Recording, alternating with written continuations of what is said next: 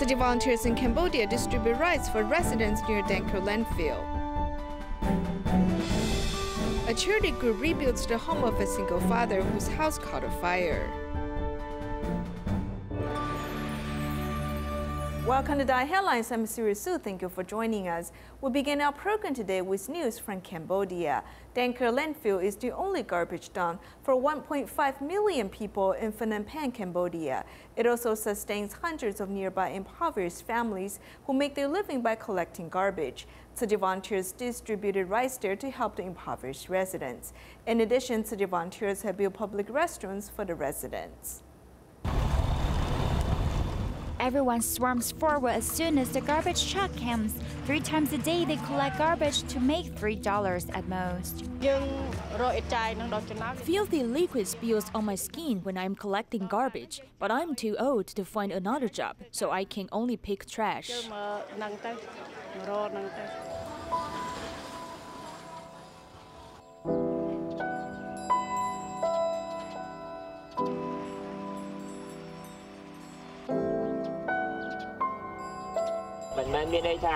Although this is a landfill, I hope everyone doesn't dispose trash here, because we still want to maintain sanity at the landfill. Tzu Chi volunteers help build public restrooms to solve the issues of people defecating indiscriminately at the landfill.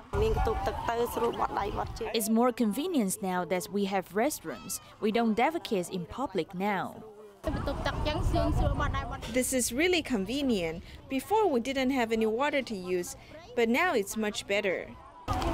After getting approval last year, Tzu Chi volunteers continue to host rice distributions here, and 550 residents have received 20 kilograms of rice. I can only put my hands together to show my appreciation. You guys really did too much for us. How to let children leave the landfill and receive education is the next step.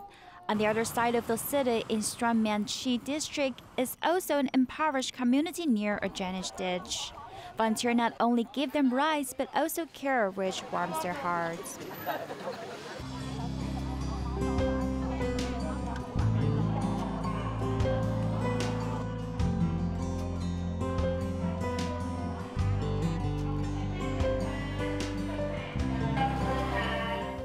In Rizal province of the Philippines, a man named Ernesto became unhappy after losing his vision.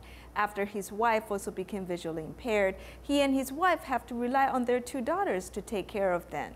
Fortunately, after Tzu Chi volunteers provided Ernesto with a free ophthalmology clinic visit, he has regained his vision, which also helps improve his family's living conditions.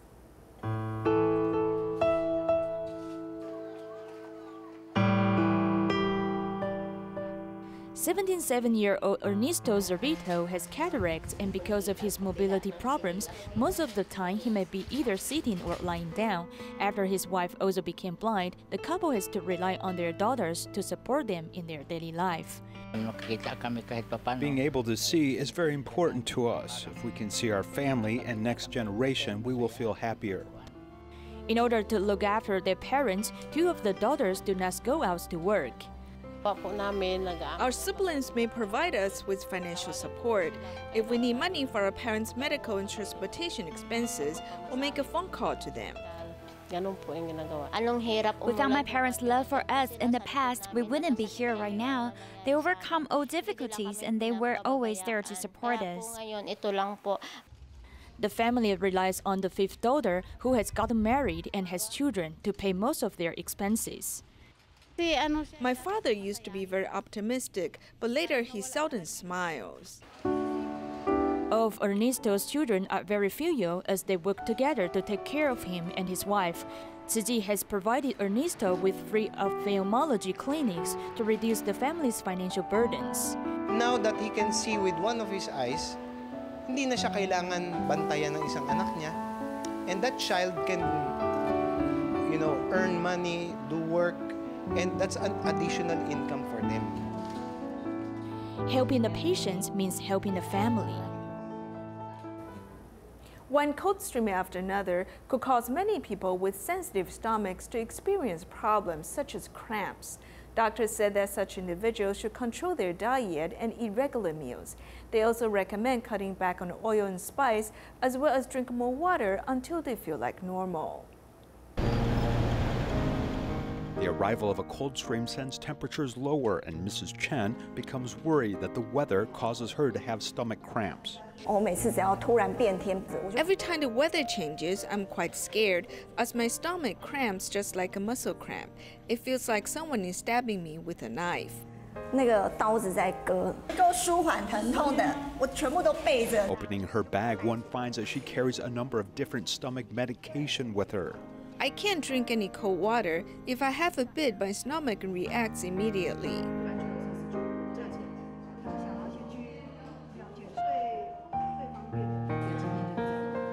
Mrs. Zhang also has a similar problem, especially in the morning. If she has a meeting, when she's feeling stressed, she feels like throwing up. My stomach gave me trouble the whole night. It was quite uncomfortable. Doctors say that stomach problems may be experienced by those who have special sensitivities, with hot or cold weather causing special problems. Stomachache or gas or other stomach conditions can arise in fall and winter, with some patients being more susceptible to seasonal changes. When it's cold, I feel like eating spicy hot pot, and to get more energy in the morning, I have some coffee, which makes it worse.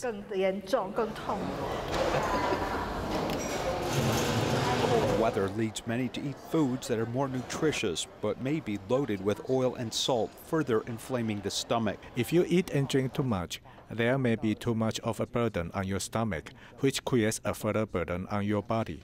In addition to eating regular meals at regular times, nutritionists recommend less oil, less spice, chili oil, alcohol, coffee, and dessert. Coffee and tea can make the stomach more acidic and cause more stomach problems. Doctors recommend drinking more water and seeing a doctor and taking appropriate medicine should anyone experience stomach problems. A number of Tzu Chi staff have recently completed their volunteer training. It allows them to do their work with compassion and care. These individuals include Dr. Zheng Shunxian, whose visit to treat refugees in Jordan inspired him to become more committed to Tzu Chi.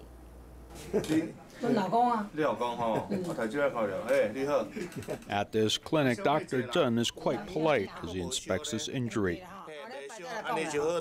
After joining an overseas Tzu Chi medical clinic, has returned even more humble.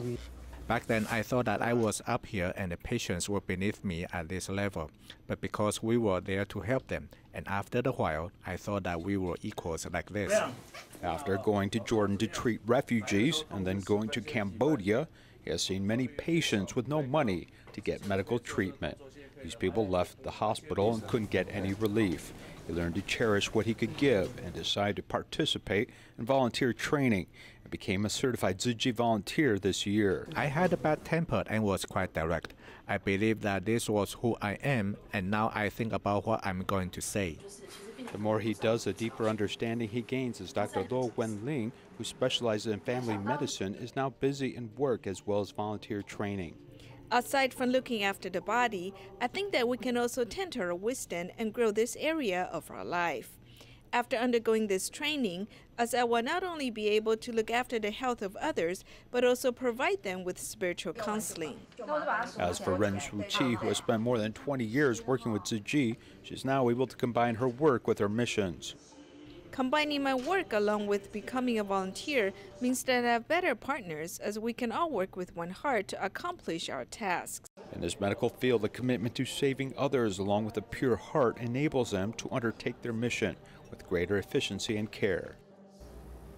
In Shanghai, China, at the Tzu Chi Changfeng office, Tzu Chi volunteers gave gray uniforms to 15 community volunteers in a ceremony symbolizing the passing on of responsibilities.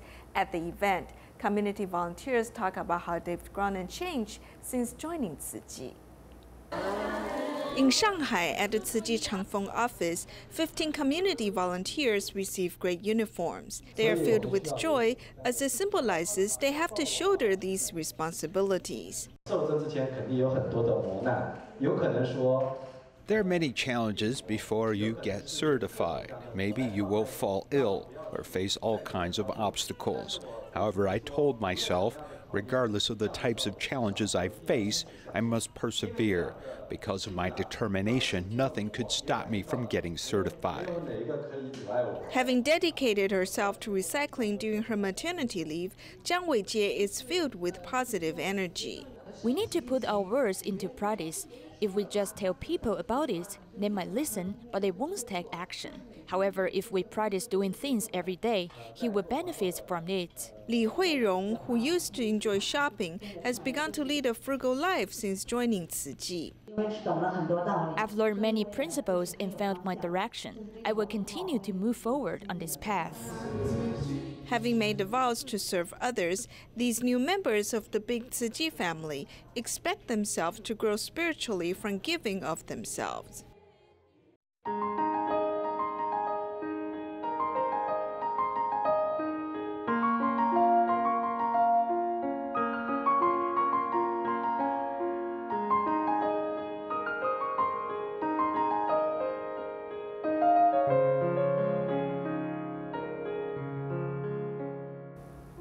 A single father from Yunlin's Dongsi Township lives in poverty and has to raise 3 children alone.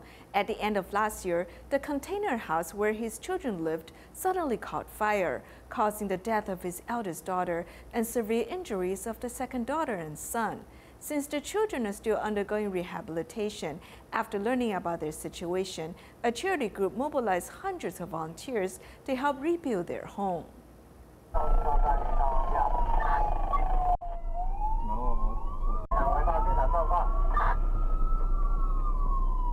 The family was ripped apart in the deadly fire. A group of people helped rebuild the home.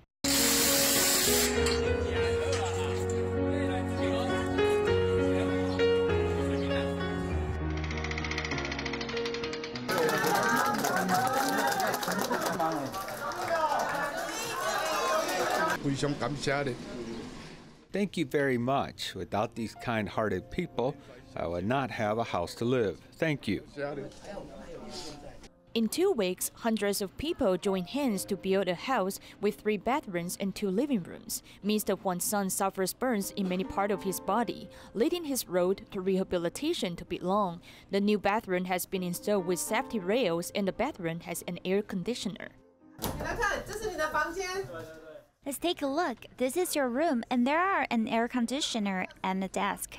Losing his eldest daughter is the everlasting pain to Mr. Huang. However, the love from society has given this single father more strength to stand up again. He knows he still has to take care of his 2 burnt children. One of the burn victims from the Bali water park explosion, Chen Ning, has published a book recording her feelings and experience during treatment and rehabilitation. She calls the days at the hospital the bravery of 15 degrees, because if the burn patients did not extend their limbs to the full angles, they might have some side effects later.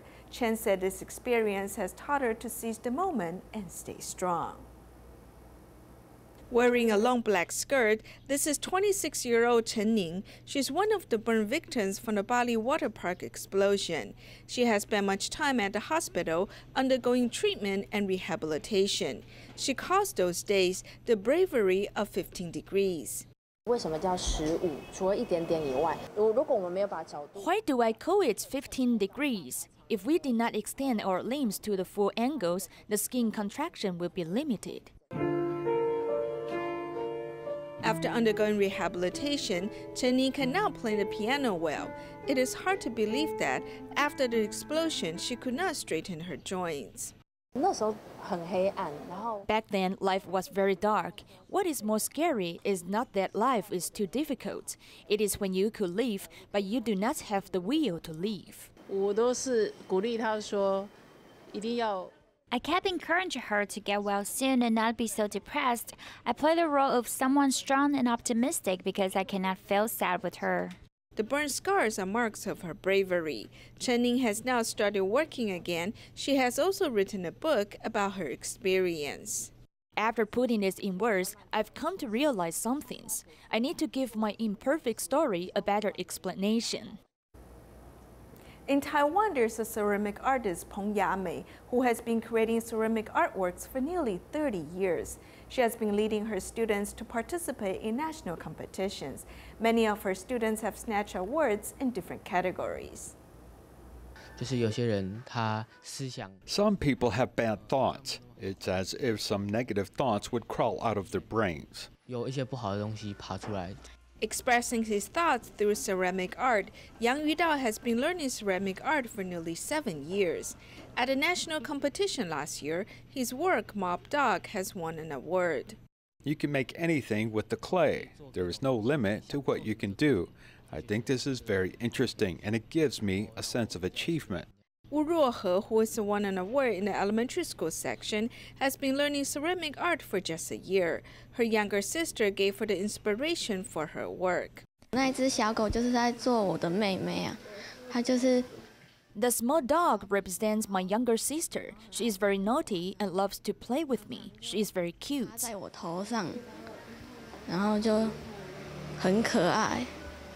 Another student, Tzu Chi, thought about giving up during the process. With the encouragement of his teacher, he then used abstract lines to present his work.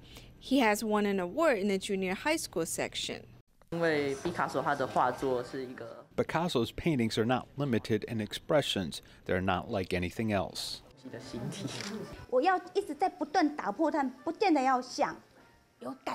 I keep telling them their words do not need to look like anything, as long as there is a story and thought, or even if it is simply something they like, it is a good ceramic artwork. Peng Yamei encourages the children to express their feelings and creativity freely, so they enjoy creating artworks. 2 American church volunteers are full of passion about environmental protection. Therefore, when they saw Tzu Chi recycling volunteers sorting recyclables, they immediately asked to join. Now they go to Tzu Chi's Dongda recycling station in Taichung to help recycle, and they bring friends along with them. They hope that they can take this experience back to the United States in the future and inspire more people to become environmentally aware. 4 foreign friends are here at Tzu Chi's Dongda recycling station doing recycling with the guidance of volunteers.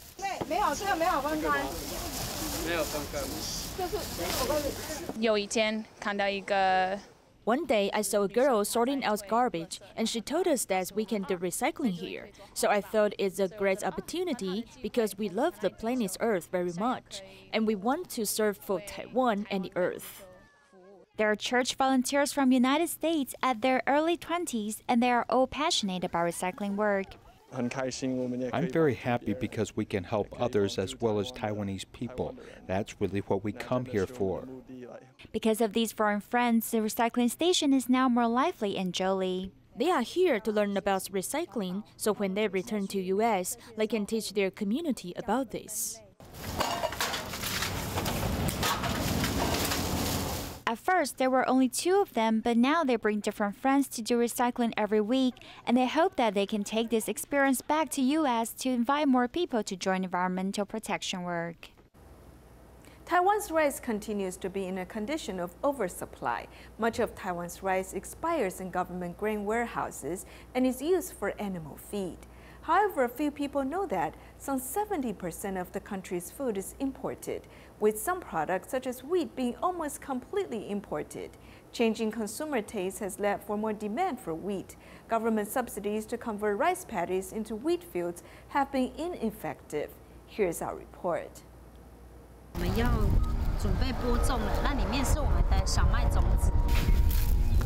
Originally from Chiayi, Guo Huizhen married a family in Yunlin and began to learn more about her new home. I did a Google search to figure out how this place got its name Mailiao, and I found it came from the fact that it used to raise wheat. After becoming married to this area for some 10 years, I never saw any wheat growing over here.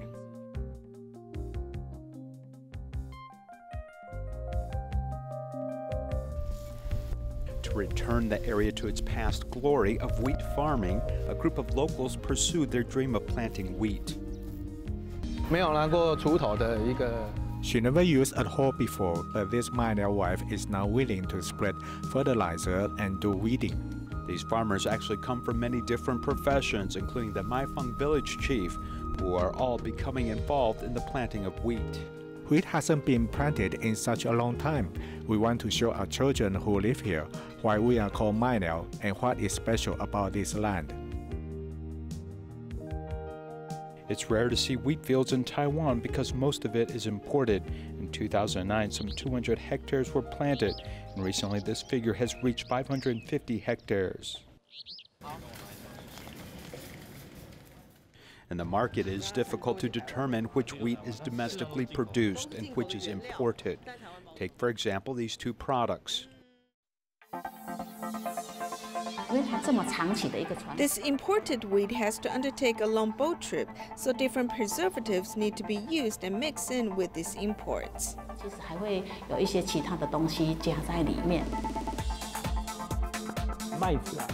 Most foreign wheat is genetically modified. This means that much of the wheat that we eat may be genetically modified. Compared to imported wheat, local flour is much better in terms of freshness, health, and its relation with local culture.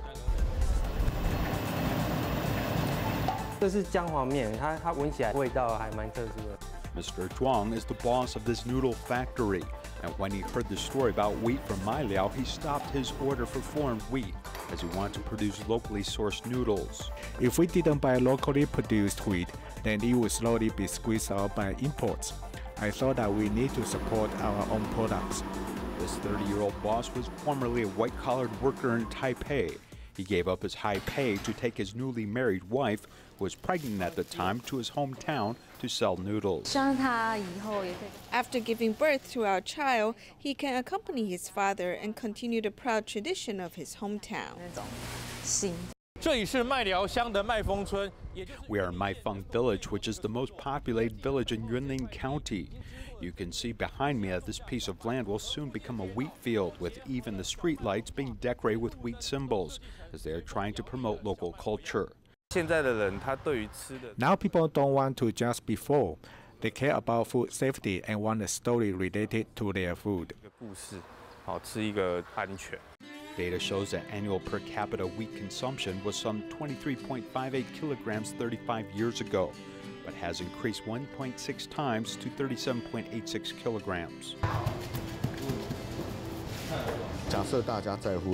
If everyone cares about the problem of wheat, we should do something to improve wheat supply. For example, we can build a better storage system or use more stable futures contract system to protect our wheat supply. From import contracts to the development of global production and marketing channels to the cultivation of local wheat, a multi-pronged approach can improve the quality of Taiwan's flour industry. Pasta consumption is a common global trend right now.